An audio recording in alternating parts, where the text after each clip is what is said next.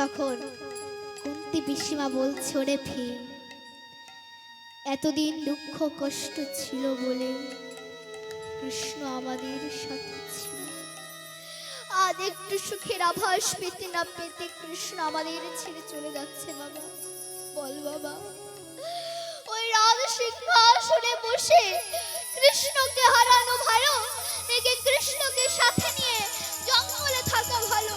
বল বাবা বল। যুধিষ্ঠির নেমে আয় বাবা সিংহাসন থেকে। কুন্তি পিসিমা বলছে যুধিষ্ঠিরকে,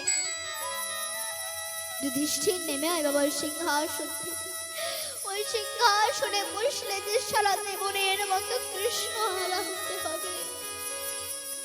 এত বড় ত্যাগ দেখে ভগবান আমার রথ থেকে নেমে এলেন। ভগবান কুন্তি পিসিমাকে জড়িয়ে ধরে বলছে, পিসিমা তুমি আমাকে এত ভালোবাসো, তুমি আমার জন্য রাজ সিংহাসন ত্যাগ করতে চাও?